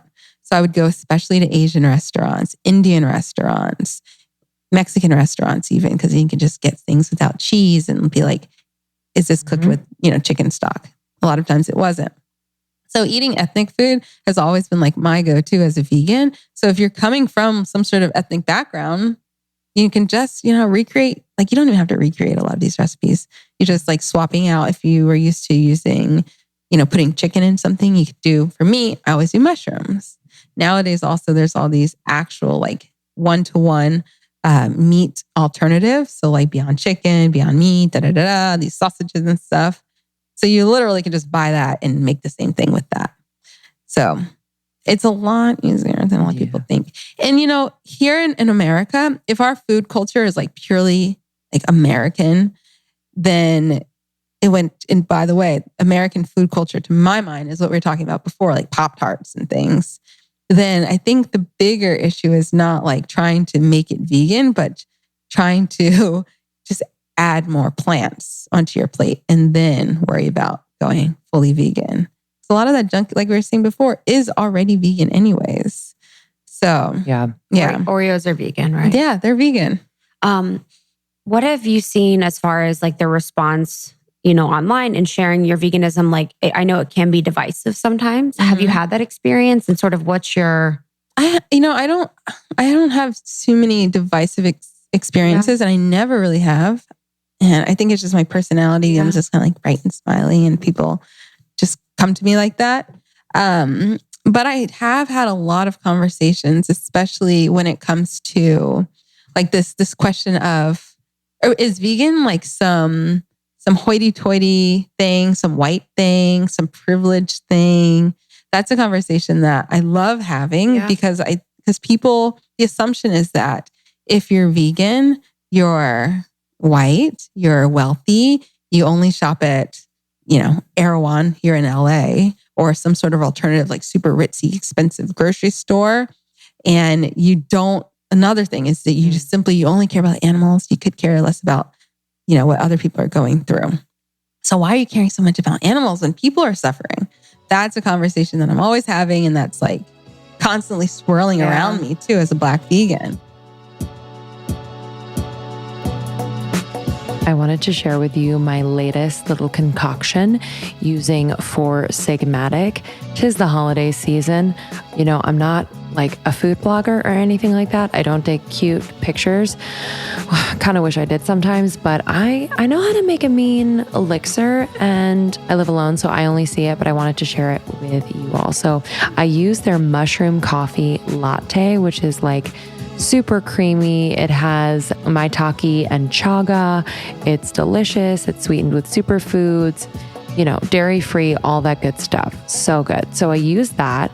I mix it with like a collagen that I love, hot water, and then I'll add a dash of flax milk, or if you like cashew milk, just something creamy. And I shake it up in like either a blender or just in a jar, doesn't matter. Just get a little bubble going on. And then I'll top it with some nutmeg and cinnamon. Oh, what? Come on, y'all. Just get creative. Four Sigmatic lets you do that. They use the power of adaptogenic mushrooms to create coffees, elixirs, blends, all the things. And I cannot recommend them enough. They're an OG partner of ours forever and ever. Amen.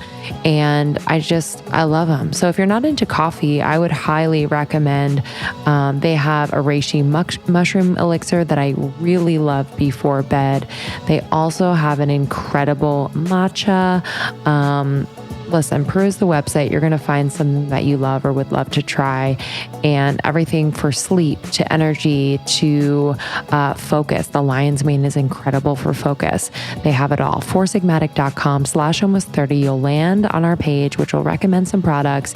And then at checkout, use the code almost30. You'll get 15% off your order. This is great for the holidays, y'all. Stock up. foursigmatic.com/almost30. Use the code almost30 at checkout for 15% off. If you're looking to freshen up your snack game this holiday season, we got you. Perfect Snacks is the coolest in the game. They have a whole lineup of fresh from the fridge protein snacks. That's right, fresh from the fridge, cold, delicious, yummy, and nutritious. You and your whole family will freaking love it. These are made with freshly ground nut butter, up to 17 grams of whole food protein, and 20 superfoods, all combined to create a cookie dough-like texture. Say no more. Cookie dough? Come on. It's nutritious, delicious, and these flavors, let me just shout out some of my favorites. The almond butter classic, coconut peanut butter, yes please, and the dark chocolate peanut butter, like say no more. All Perfect Snacks, their products are first of its kind and kept refrigerated for optimal texture and taste. And don't worry, they're non-GMO, gluten-free, soy-free, kosher, low GI, all that good stuff. So if you'd like to try Perfect Bar, they're offering 15% off your online order. Just go to perfectbar.com/almost30. So that's perfectbar.com/almost30 to get 15% off your order.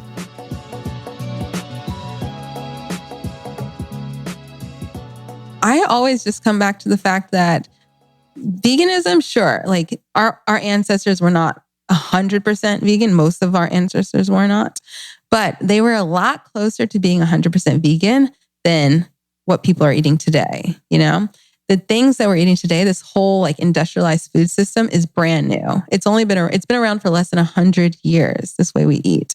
Eating the amount of animal products that we eat is so new. It's even, in the last 50 years, this is new. All the health conditions and problems that we're having are so new. So for us to look at this way of eating and living as something like innately human and something that we need to hang on to it's just misinformed, Eating plant-based is how people have always eaten. It's so much more efficient to eat plants. It doesn't make sense to raise animals in like a regular system for humans, to raise animals and just eat them every day, because you'll never have enough animals. You'll run out. So, you have your animals, maybe you milk the animals, or you have the animals to help you to grow food or whatever, but you eat the animals. Traditionally, people have been eating animals for like, if they're raising animals, like, on their own land, they've been eating them. They'd like kill a goat or something, sacrifice a goat for a sacrifice, or kill it maybe for a big celebration. And when it came to hunting, people hunted, and when they killed animals, it was a sacred act. Yes. It was about, and they would use every part. Using every part. And they recognized the animal was, had given their life for that person to eat them in a way, thinking of it this way. We don't live like that at all anymore. So it's just silly to think that. And it is also, if you think that all vegans are, rich and white and you're just not looking, because there are plenty of people who are not like that. Yeah. I want to touch on that in a little bit more detail, but I did want to bring up, we saw this recently that the Trump administration, like when talking about animal agriculture and the shift that we've seen in the past 100 years, the Trump administration overturned the organic livestock and poultry practices, which is a rule that happened in the Obama administration that regulates welfare standards for farmed animals whose meat can be sold as organic. So he basically eliminated a lot of the regulations that Obama put in place that really protected consumers from believing and trusting that meat was labeled organic. And what he's also doing is he's allowing factory farms have their staff be the people that are inspecting all of the meat rather than someone that's from a government. Right. So that means that Cargill or like all these companies that, Purdue can basically have people that they hire within their organization be the people that are inspecting. So basically we can't trust a lot of the practices that we're doing inside, which is terrible. It's crazy. It's disgusting. It's disgusting. And if you're super, super pro-business as an individual, not like the government, not as Trump, if you're super pro-business, you can look at that and you can see, even if you are super pro-business, you can look at that and you can see the flaws in that logic. Yes. And you can see how that's not protecting you as a consumer, right? I know my mom, for example, I love my mom, but we don't agree with these things. My mom is she loves Trump, Trump supporter. And but it's interesting though, because she's at the same time, she's an environmentalist. Yeah. She is so interesting. She loves animals. She doesn't eat. She's almost totally vegan. She's like I said, she's always been plant-based, right? Loves animals. If she heard that, she would think, fake news. She might actually, really. Let me tell you what she thinks. Honestly, I would say that first. And I'd be like, no, look here. It's on their website. But she would be like, well, it's just the cost of progress, right? So many people look at that. But if you look at it like that, are you still, are you going to eat the food? Are you going to eat that meat? That's the thing. Yeah. Like cost of progress, they're doing that. Thing to say. Yeah, but are you going to eat that? Yeah. No. And would you want somebody else to eat that? No. Would we, It's just keeping us sick. Yeah, it's not even a Trump thing. No, it's just the issue thing, which is like the problem that we believe and we have faith right now in corporations and government to be the ones protecting us from things like this. We trust them more than the government. We trust them. Yeah. But really, it's a harmful practice. And now we need to be more careful than ever when people are buying organic meats. Exactly. Which is extremely unfortunate. And they're still going to charge way more money for those organic And that's exactly it. And it's also like, why? Like, of all the things for them to focus on and to overturn into whatever, it's like money. Of course. But like, it's just so, it distracts away from what's really happening, which is an interesting thing that they do all the time. For me, I do think of myself as an activist, even though, if you go on my website and my blog, I mean, I'm sharing recipes with people, and lifestyle tips and inspiration. But fundamentally, I think of myself as an activist. And I think of what I do as a revolutionary act because I'm helping people to see that you don't have to eat that way. That's not the only way. And, the government, they can, regulate, and they should regulate a lot harder.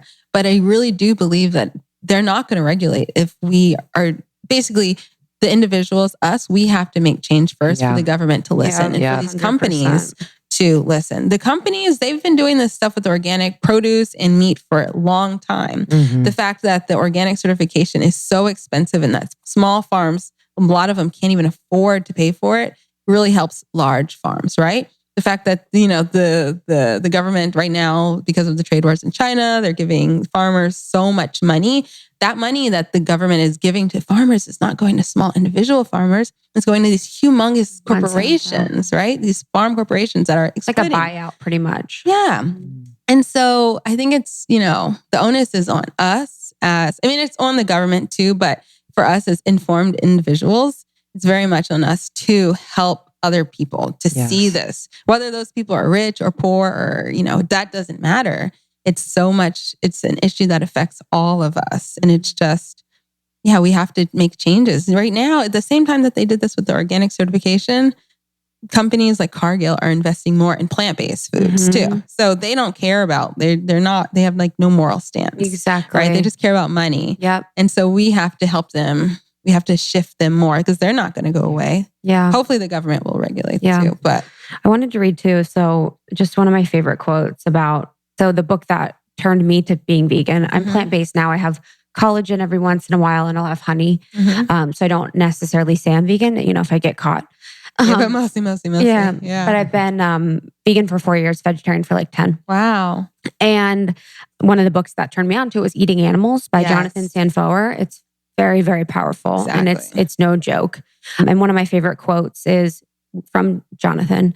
We know at least that this decision, ending factory farming, and that was really his stance as it related to it, was ending factory farming over anything. Yeah. Will prevent deforestation, curb global warming, reduce pollution, save oil reserves, lessen the burden on rural America, decrease human rights abuses, improve public health, and help eliminate the most systematic animal abuse in history. And when I think about why I am plant-based over anything else, that really encompasses all the reasons. Yes. It can touch on every aspect of things that I'm aware of as a conscious person in my life. So people don't understand that at factory farms, what they do is they use illegal immigrants oftentimes. So they will bring in people from Mexico, from places where they don't give them the rights. They aren't paying them fair wages. Right. And then if they were to hear about government coming in to check on the factory farm, they would ship them back to Mexico. So they take advantage of people that live in underprivileged places.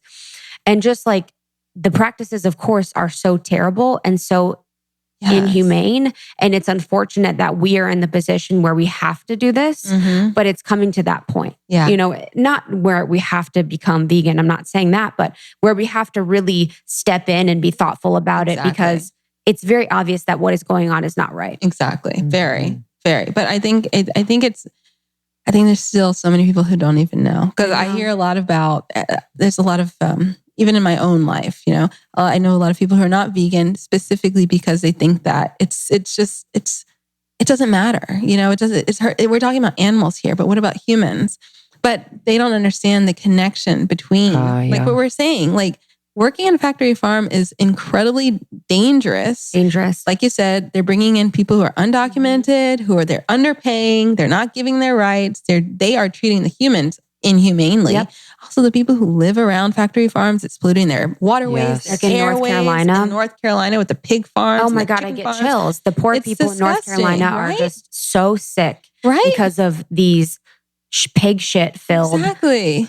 Swamps. And Exactly. it's also all the antibiotics and all of the stuff that they're my feeding. God. So that's the thing too, is like the system Exactly. within factory farming fits perfectly into big pharma. Yes, So what they do is they give doesn't antibiotic, they feed them all this shit to keep them alive, to make them grow faster, to have chickens grow to their full size in 28 days. And that money is going to big pharma. And that's why we had swine flu and like all that kind of stuff, And because they make us sick. these like And super bugs. Right. And then what we need the drugs for the super bugs. So it's good when we get sick, right? Yeah. When the more people who are sick in this country, the higher our GDP goes up. It is like economic. It makes economic sense for us to be sick.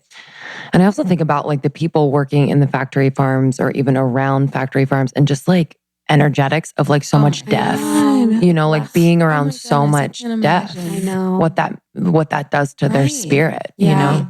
My heart. Exactly. I mean, can you imagine if you were, you know, an illegal immigrant from Mexico, you think you're getting a chance to work in the United States, and then and you're having to do this job, and then, you know, it just is, it's soul crushing. And then the deforestation, you know, happening in Brazil with the Amazon, the most of that is factory farming. Exactly. You know, there's just like so much, and it's not like this is the sole thing that every single person needs to do. I completely understand that, but moving more towards it is like, because together, like because people often think, and I would think, you know, I'm not going to make a difference in this way. Like if I do it, like it's not going to make a difference. But if you do it and you talk about it and 10 other people join you and then 10 other people join each one of, it can make a huge, huge difference. There's, do you guys know Gene Bauer?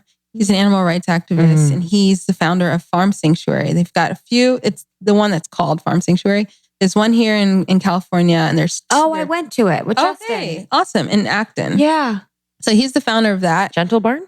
No, I went to Gentle Barn. Sorry. Okay. It's near. It's right around the corner from Gentle Barn. Similar concept. Yeah. But he started, I think he started the first one in the 80s, maybe in the 90s. But anyway, we were talking and he was saying how he has this, I don't know if it was his initial idea, but he was telling me about this idea of once the population hits like 10% of something, 10% of the population is doing whatever thing, then it's a tipping point that really helps spur the rest of everybody else to come along with it. And so veganism, so basically once 10% of the population is vegan or even like plant-based, mostly vegan, then that's the tipping point that's going to help, you know, everything move forward in that direction so that you'll start like now, it might be happening now. McDonald's just announced that they're going to have their first vegan burger, plant-based burger. I think they're launching it in Canada. KFC just launched the Beyond Chicken in the KFCs in Georgia. I think it was only one location. You know, all the fast food places now, whether it's Del Taco or Burger King, they have a vegan option now. Also at the grocery store, like vegan. So many people, when I became vegan in 2011, so it wasn't like it was 50 years ago, things were so different than they are today. There weren't nearly as many restaurants. There weren't nearly as many options. When I spoke about being vegan, people would, you know, always be like offended that I'm vegan and want to argue with me. That never happens anymore. The conversation and like the thinking around this has shifted so much. So I do think we're moving in the right direction. That new movie, The Game Changers, about like it's all about like basically how the myth of like protein, us needing protein, though we do need protein, right? But us needing so much protein. Because here in the United States, it's like this obsession with protein. It's a movie that was produced by James Cameron and Arnold Schwarzenegger is in it as like, I don't know if he's vegan or what. I didn't see it yet, but he's in it. And it's all these like famous athletes, huge Olympians, basketball players, big athletes who are like, yeah, I'm so much healthier, so much, you know, it's such a better athlete because I don't eat animal products. That's really going to speak to the male population for sure. And so we're really seeing a shift. So I'm disheartened to hear things about like Trump administration is just like dinosaurs doing all these stupid, like ridiculous things. But at the same time, we as like a population, I do think we're moving forward. I agree. So I think that as much as they want to take steps backwards, the momentum is still going forward. I agree. So it almost like calls on us to people to act his faster and with more power, because so there is a purpose to the circus. It's like a silver lining. I love that you call them dinosaurs, because that's literally exactly. Yes. Last question for me, and I wanted to talk about this, what you mentioned, but being a woman of color in the wellness space, you know, first of all, being a woman of color that's a vegan, I completely agree. I don't see that quite often, and it's so refreshing. What has your experience been like? And do you feel like you have a responsibility? Like, do you feel just like you have, I don't know, like what is it like? Yeah. Well, it's encouraging because now I see so many more people who are, you know, women of color specifically, but also men and everybody in between. Is like, you know, just people of color, period, who are more visible in the vegan space, in the wellness space. So that's super encouraging. It has been hard at times because I've often literally been the only person of color in the room when I'm, you know, on a press trip, or like when I was cooking for people. I do an event and like none of the people in my class, for example, were Black or of color or anything like that. So it has been hard at times. I grew up in a very diverse, even though it's like Alpharetta, Georgia, it was a very diverse upbringing for me. Wow. And so it's sometimes it's hard just being the only one, but it's not like that anymore. Now there's just so many more people who are visible because we've always been there. You know, growing up in Atlanta has such a history and just such a rich of Black vegans and Black just like hippies. That's how I like to think of it. Like they've been around forever. Like my dad used to work at the vegan restaurant called Soul Veg there before I was born, well before I was born. And so that's always been present. It's just like, you didn't see that in the news. You didn't hear about it if you weren't in that world. And now you still don't see it as much on social media or, you know, in the media in general. But now it's changing. And I do feel like I have this responsibility to help promote people who are maybe just starting off doing this and, you know, new, or even if they're not new at all, just like they're doing amazing things. And I just want to like shine light and be like, I see you. So yeah, I do think it's my responsibility because when we have a diverse conversation, I think everything is much better, right? We all benefit from that. Yeah. I love the point about ethnic food. Yeah. I think that's such a great point. Thank you. I've thought about that, but I've really loved the way you put it. And it's so true. It's so true. I mean, even with like, you know, so often I've heard, Black people can't be vegan. How are you not going to eat da-da-da-da-da? My grandmother's 83 years old. She grew up in a city. She grew up in Philly, actually. So then they moved down to Georgia. She comes from farmers, right? Her grandfather was a farmer. Her parents, they lived in the city, but her grandfather was a farmer. Back, like beyond the grandfather, everybody's a farmer. They're all from Delaware. My grandfather, his family's all from Georgia. They're all farmers. My dad's family, go back 2 generations, they're all farmers. And not only were these people farmers, but even their children, so my grandparents and my great-grandparents, they all had their own gardens. They didn't depend on going to the grocery store to buy all their produce. They ate a ton of produce because they had all their own gardens. Even Black people were just so much more of the earth, plant-based, in charge of their health. It's not like Black people we've just been eating junk food and soul food and eating poorly forever. That is totally false. And it's just a product of our American industrialized food system that we're all suffering from. But of course, Black people suffer from it more, you know, greater proportion. But you know, we're ethnic too. Like we come from, you know, plant-based roots as well, and growing our own food. And so it's really, we're like being vegan to me, I feel like I'm just kind of coming back to the way things really should be. Just in my whole life, I'm just trying to get back to the way, you know, traditional ways of living. Yeah. And I love like just the idea of having food be a way to come back to ourselves, to come back, and for it to be like a spiritual experience, you know? Yes, absolutely. Yeah. Last for me is, I know you're a new mom. I am. So what has like becoming a mother changed in you, and especially just being a public figure, you know, like being online and knowing what's important and what's not? Yeah. I mean, I thought I always knew my purpose, like not always. Since I became vegan, I want to become a vegan chef, that was my purpose, right? And that was like so invigorating. And I'm like, oh, I know I'm here. But I didn't feel it then as strongly as I do now that I have her. Now I really feel like I have purpose. Now I feel like there's something inside of me that is so much more like complete and so much more like fulfilled and in purpose than it ever was before. And yeah, now, you know, priorities wise, it's a lot easier to say no to things when you have a child and you're like, the thing I care most about in this world is her. But at the same time, I'm also like, feel so complete. Like if I got hit by a car today and I died, it'd be okay. Cause I mean, I wouldn't want to leave her, but just the feeling of like, I have expressed myself in the greatest, most fulfilling way that I ever could imagine. Oh, I love that. You know? Yeah. I just feel complete. Oh. But it still is hard because she don't want to let me sleep throughout the night, which is fine because I have to feed her anyway. And like our connection is so beautiful. But it is hard, especially because as a like you said, a public person, but just as a working person, right? And a person who like my work is creative. So I think there's like another level of like I never can turn off, right? I'm always working and the creativity is like always churning.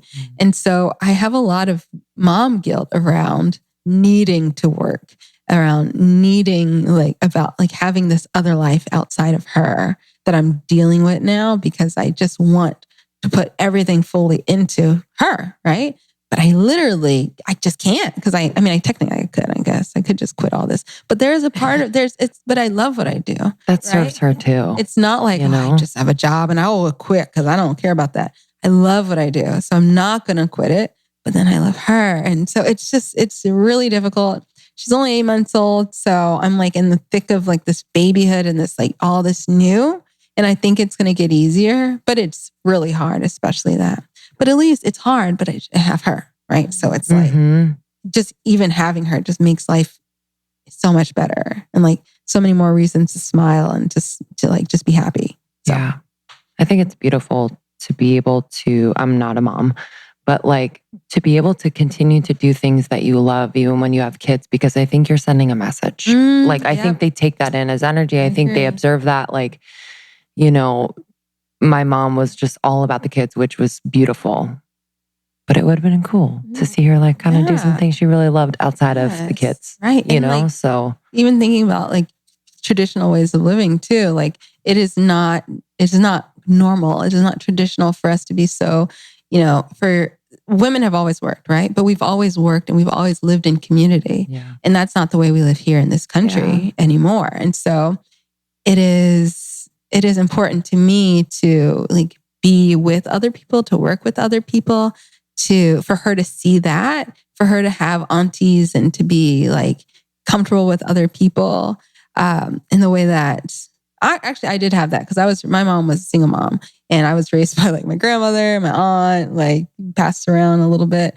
But I do think that's important. I'm just trying to like create more community around her. So, you know, that village. The village. So that she sees us, we all have a purpose. Now, being a mom is a purpose enough, okay? But, you know, but also like we're doing some other things as well that are not as important, mind you, but we're doing them. This was so good. Thank you. Amazing. Oh, this was a blast. You. Where can our community connect with you? Sweetpotatosoul.com is my blog, but Sweet Potato Soul on Instagram. My cookbook is called Sweet Potato Soul. I'm Sweet Potato Soul on YouTube. Anywhere, just search Sweet Potato Soul. So good. I'm saying yes to you cooking me dinner. I know. Yes, come over. I want to do an event. I was talking to Sarah about this. I really want to do an event. Oh, we got figure you. something out. Yeah, we I haven't got you. done anything in a while. So Got you. Done and done. Yes. All right. We love you. Thank you. You too. Thank Bye, you. guys. We'll see you all soon. Bye. Bye. Thank you so much, Jenné, for joining us on the pod. If you'd like to learn more about Jenné and her blog and her recipes are just incredible, sweetpotatosoul.com. Yeah, we love her. She is incredible. Okay, I just wanted to share a sweet message. Lindsay and I really appreciate everything that you share with us and our team. We do not take it for granted. It means the world. And I just found this really, really kind message from one of our listeners. Listening to you two this morning was such a pleasure. Emerson, while young, was able to walk away with such valuable points. And as her mom, it opened my eyes to many things in my life and many things as a parent raising kids. Making sure that we help them to grow authentically and not influence them too much, that we create a place where they can be and not be forced to be something other than themselves is very important. We loved everything about this morning. We were sad that we couldn't stay all day. Thank you. Oh, love it. So sweet. So sweet. So sweet. Thank you guys. Whenever you DM us, write a review, anything like that, it means a lot. And for the way that you guys show up for each other in the community, in the Facebook group, in the ambassador program meetups. And we have an ambassador program that empowers women of Almost 30 Nation to have events where they are. We have over 100 ambassadors all over the world. So make sure to check Facebook and the larger Secret Almost 30 podcast Facebook group for the local community chapter. And you can join an event with like-minded women all over the world. Yeah, we love you. Thank you so much for listening. We'll see you on tour the last part of this year and then in the new year. But we love you and appreciate you. See you next time. Bye.